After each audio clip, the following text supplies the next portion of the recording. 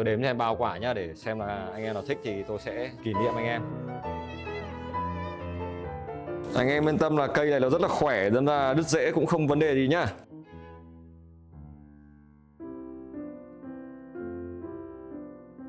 Ngày xưa là nhồi cả quả trứng vịt và cho nó gọi là có nhiều dinh dưỡng nhé. Anh em chú ý theo dõi kênh vào, thi thoảng thì tôi hướng dẫn anh em những cái cây nó phức tạp hơn. Đây là cây dễ nhất rồi, tôi đánh giá là cây dễ nhất trong tất cả các loại cây rồi.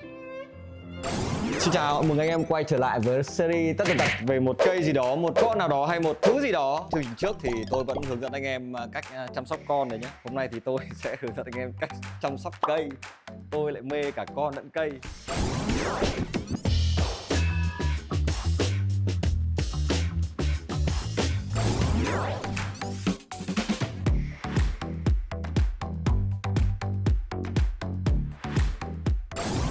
Đây, trước mặt anh em là một cây giấy. Cây giấy là cây giấy Gardenia variegated. Tại sao gọi là có chữ variegated? Trong tiếng Anh là dịch ra là những mảng màu loang lổ trên lá nhé. Đấy, gọi là cây đột biến đấy. Nhân tiện tách cái cây này, tôi sẽ hướng dẫn anh em là cách nhân giống một cái cây giấy va vàng như này. Đây, con này là gọi là giấy va vàng, nguồn gốc xuất xứ ở các nước Đông Nam Á, trong rừng Đông Nam Á, cả một phân bố một ít ở bên rừng của Úc, đa phần là xứ nhiệt đới. Thì ngoài tự nhiên ấy thì không có nhiều nhá. Ngoài tự nhiên thì không có nhiều mảng màu như này, thì ngoài tự nhiên nó xanh hết, nó là xanh một lượt, xanh toàn bộ. Thì tôi chơi cây đột biến, nên là tôi thích những cái mảng màu như này, và anh em trên thế giới cũng sưu tầm những cây dạng như thế này.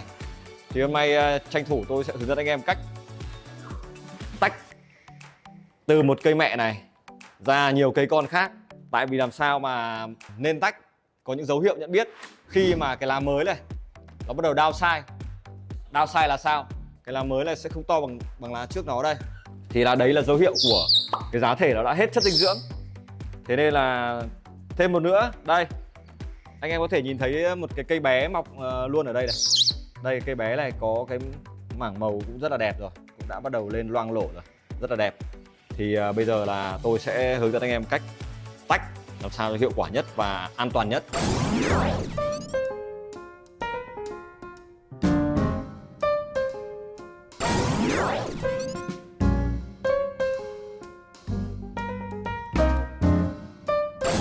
Sau khi chuẩn bị 2 hộp, một hộp không để đựng giá thể cũ, một hộp giớn chile và một ít cốc trà sữa dùng rồi nhá, rửa sạch dùng rồi, thì anh em không thể quên được rằng là giá thể mới.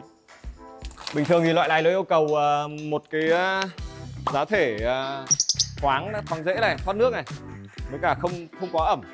Thì nuôi cây cũng như nuôi con thôi, chúng ta vẫn cần đến chú ý 3 cái chú ý là nhiệt độ, độ ẩm và ánh sáng nhé. Mà cái này là ánh sáng là quan trọng. Thì tôi hay dùng cái loại là mua sẵn, giá thể này giá thể cho xương rồng và sân đá nhé, cũng rất là ok. Bây giờ anh em chuẩn bị đến mục là khai thác trứng này. Chắc chắn với anh em ở dưới cái chậu này rất là nhiều trứng. Trước khi khai thác trứng, anh em nhớ cắt nước khoảng tầm 4-5 hôm cho nó khô đi, vì nó sẽ dễ hơn. Đấy, trong này lại còn nhớ là ngày xưa là nhồi cả quả trứng vịt và cho nó có nhiều dinh dưỡng nhé. Đấy, xong rồi em lắc nhẹ. Đấy, lắc nhẹ cây. Úi giời. Rồi, cây chậu để riêng ra đây. Nào, bây giờ anh em bắt đầu đi khai thác trứng nhá.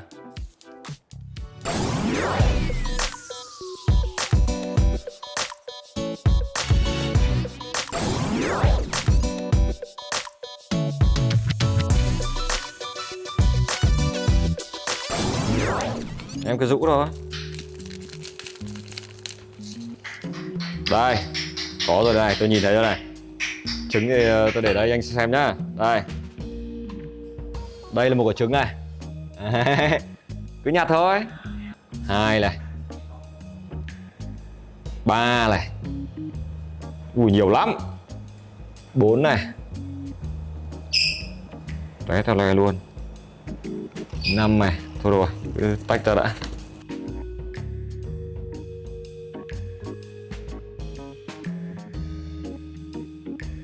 Anh em nào thích cây đăng ký nhá.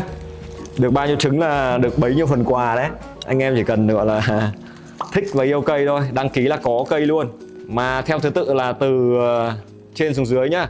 Ai đến trước thì lấy trước. Tách là đúng rồi, bảo sao cây nó đào sai là vì thế. Hết dinh dưỡng rồi. Cái loại cây này thì thường là chúng sống ở dưới các gốc cây to, gọi là ánh sáng tán xạ nhé.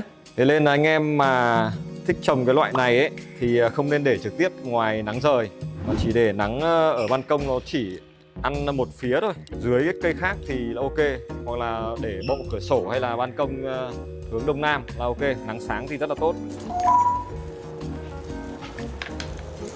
Anh em yên tâm là cây này nó rất là khỏe, nên là đứt rễ cũng không vấn đề gì nhá. Bây giờ tôi sẽ cắt bớt, tỉa bớt cái bộ rễ đi. Rồi, đây là một cây sau khi đã khai thác trứng nhá. Anh em để làm ít rễ này. Anh em thấy không? Trứng những cục đen đen như này là trứng nhá. Mà sau khi xem xong cái clip này, tôi khả năng là tôi nghĩ anh em mà thích nhanh thì lên lấy trứng luôn, đỡ phải ươm. Lấy trứng luôn là đẹp. Cái cây mẹ này là tôi cũng ươm từ trứng ra. Đấy, cứ quay vòng cứ thế thôi. Đấy, thế đây là một công tác là trồng cây gây rừng nhá. Anh em chú ý theo dõi kênh vào, thi thoảng tôi hướng dẫn anh em những cái cây nó phức tạp hơn. Đây là cây dễ nhất rồi. Tí cho anh em xem những cái tác phẩm của tôi trồng từ cái trứng của cây như này. Đây, sau khi khai thác xong thì còn như này. Thì anh em bắt đầu là cho sang chậu cũ, chỉ có giá thể mới thôi. Đây, bộ rễ của nó đây vẫn là rất là tùm. Bên trong còn rất là nhiều trứng. Đây, anh em cần ít giớn này, cần ít giớn để lót đổ. Đấy, và anh em lấy bao giá thể ra đổ ở trước, đổ vào một ít. Thì anh em đổ khoảng 1/3 nhá, 1/3 chậu, xong đặt cây mới vào. Đặt cây cũ vào, cố định nó thẳng vào. Đấy. Đổ thêm 1/3 nữa.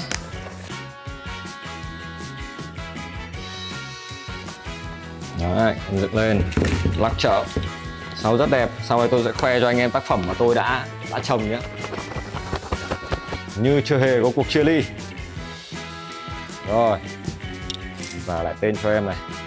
Đây, xong. Cây mẹ sau khi đã tách trứng thì chúng ta sẽ đem về vị trí trồng lúc trước, tưới đẫm là xong. Xong được cái phần trước mắt. Ở đây là trứng, sản phẩm trứng của cây này. Để tôi đếm cho em bao quả nhá, để xem là anh em nào thích thì tôi sẽ kỷ niệm anh em. 2, 4, 6, 8, 6, 28, 30, 32, 4, 6, 38. 39 trứng tất cả, khá nhiều, nhưng mà không phải là nhiều hẳn. Bình thường cây như này thì được 30, 50 trứng là chuyện bình thường. Cái đất cũ này thì anh em có thể bỏ đi hoặc là làm nót cho cây khác để cho thoát nước, tại vì cái giá thể này cũng rất là thoáng này. Đây, tôi cắt nước mấy hôm mà anh em thấy không, nó tơi không? Đấy, bọn này rất ưa những kiểu giá thể như này. Này, thi thoảng anh em kiếm cho tôi quả trứng này. Đây quả trứng gà hay sao, gà nhà đẻ hay sao, tôi vùi ở gốc cây. Tốt phết, hay phết. Tiếp theo là đến sơ chế trứng nhá. Sơ chế trứng thì anh em kiếm cho tôi những cốc trà sữa này, hay là những cốc dạng như này mà có nắp. Đây, nắp đây. Nắp đây. Tôi sẽ làm mẫu cách ươm trứng hiệu quả nhất. Thì anh em kiếm ít giớn này, thả vào đây này. Đổ cho ít nước. Đấy, dầm nó xuống. Đây, anh em dầm ép chặt nó xuống cho nó dính nước nhé. Đấy, xong đầu đổ ra tơi rồi xé. Đủ ẩm là được. Thằng nào lắp kín con vẹt, mày cứ lang thang. Rồi anh em xé tơi ra nó sẽ được như này. Đấy, đập xuống cho nó gọn xuống. Đây, tiếp theo chọn quả trứng bất kỳ nhá. Đây, chọn quả trứng bất kỳ này, rùi vào, tạo một cái lỗ ở giữa cái cốc này. Đấy, vùi vào. Đây, xong. Đây là toàn bộ quy trình là ươm một cái quả trứng của một họ cây giấy bất kỳ. Thì đây, đóng lắp vào và anh em để chỗ mát đây, chỉ cần để chỗ mát mẻ thôi, thoáng thôi. có ánh sáng được mà không có chả sao cả. Thì đây sau 15 ngày thì tôi cho anh em xem sản phẩm sau 15 ngày. Đấy, sau khi tách cái mẹ ra thì anh em cứ tưới cây, tưới đẫm thôi. Lá sống.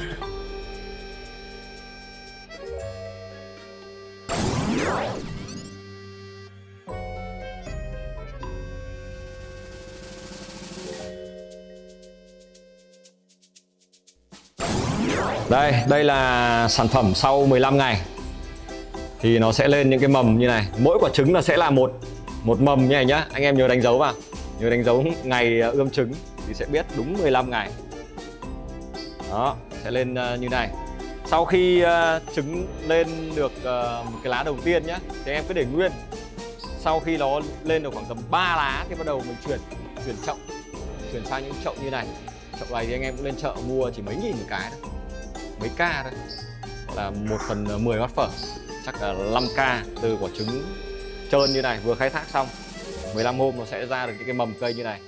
Thì sau khi lên khoảng 3 lá thì anh em sang chậu mới hoặc là anh em sang luôn cũng được, không sao cả. Nhưng mà thôi, đây là cái tối ưu nhất là đợi 3 lá thì khi đó cây và rễ nó sẽ phát triển chắc rồi, khỏe rồi, rễ ấm chậu rồi. Thì anh em sang nó sẽ an toàn hơn. Còn ở đây còn ông nào thích cây thì đăng ký đi. Thế thì để chống chết cho tôi sẽ tặng cho 30 người. 30 người đầu tiên, mỗi người 2 quả. Anh em đăng ký nhá. Và tiếp sau đó thì tôi sẽ cho anh em xem cái cây trưởng thành sau khi lên được 3 lá và tôi sang chậu như nào. Về chưa đủ nguyên liệu. Đợi tôi. Sau khoảng tầm 20 ngày nữa thì từ cái trứng lên lá đầu tiên thì anh em sẽ được một cái cây hoàn chỉnh như này. Đây là một cây hoàn chỉnh nhé, cây con hoàn chỉnh. Thì sau khi cây con hoàn chỉnh một thời gian nữa nó sẽ thành cây trưởng thành như cái mẹ khúc trước tôi nói ấy. Thì anh em lại sang chậu cho nó. Thì đầu tiên vẫn là một lớp lớn nót. Tiếp tục là anh em đổ với đất vào. Đấy, xong đào cái hố. Thì anh em cố gắng là cho nó ra, là cho ra một phát húp ngược ra luôn. Đây, một tay giữ này, một tay giữ dớn này, một tay húp ngược này, đập ra. Trong này nó cũng rất là chắc rồi. Đấy, anh em thấy dễ tua tủa xung quanh không? Đấy, đặt vào, đặt nguyên cả đống vào, ấn nó xuống một tí để nó đỡ động rễ nhá, nó đỡ động rễ. Và tiếp tục là lại nhồi giá thể vào thôi.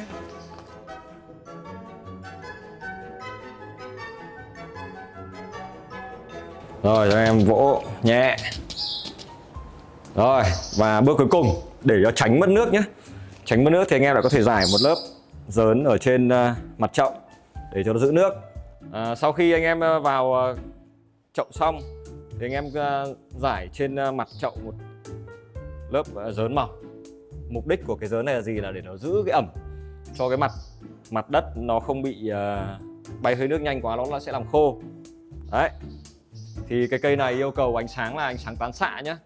Ánh sáng khoảng tầm 60 đến 75% ánh sáng một ngày thôi. Mà không nên, tôi khuyên anh em là không nên đưa ra ánh sáng trực tiếp. Và nên để dưới tán vào cây khác thì lá nó sẽ bền hơn. Thì những cái cây đột biến như này cũng giống như con đột biến ấy, thì thường sức khỏe nó sẽ yếu hơn những con nguyên bản. Ngoài tự nhiên thì những cái cây này lá nó màu xanh nhá, xanh hoàn toàn. Thế nên là rất nhiều diệp lục nó có thể quang hợp được ánh sáng trực tiếp, nhưng mà đây là cây đột biến thì nó sẽ yếu hơn. Thì tôi khuyên anh em là nên để dưới bậu cửa sổ là một này, hai là ban công hướng đông nam, ăn cái nắng sáng là tốt nhất. Chứ còn nắng giữa trưa là dễ oảng lắm ấy nhá, rất là dễ chết. Thực ra là không dễ chết đâu, nhưng mà tôi cảm giác lá nó không được đẹp vậy thôi. Còn đây anh em cứ nuôi, công thức sang chậu cũng chỉ có đến thế thôi, không hơn. Như tôi làm phía trước. Đây là một cây hoàn chỉnh. Em thấy đẹp không? Lá va đây, rất nhiều mảng va đẹp. Đấy.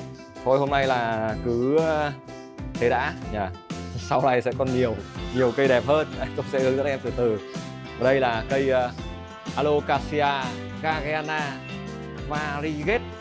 Đấy, đó là cây giấy vàng đột biến. Vừa rồi là toàn bộ quá trình nhân bản một loại cây khá đẹp trong giới gọi là mê cây cảnh.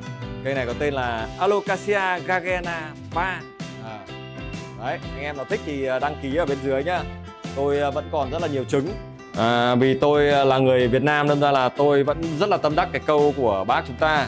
Bác có câu rất hay là vì lợi ích 10 năm trồng cây và vì lợi ích 100 năm trồng người. Đây, tôi đang trồng cây, sống và làm việc theo lý tưởng của Chủ tịch Hồ Chí Minh nhá. Rồi, xin chào và hẹn gặp lại anh em. Anh em nhớ like và follow kênh để không bỏ lỡ bất kỳ video nào của OAG Animal trong tương lai nhá. Xin chào và hẹn gặp lại.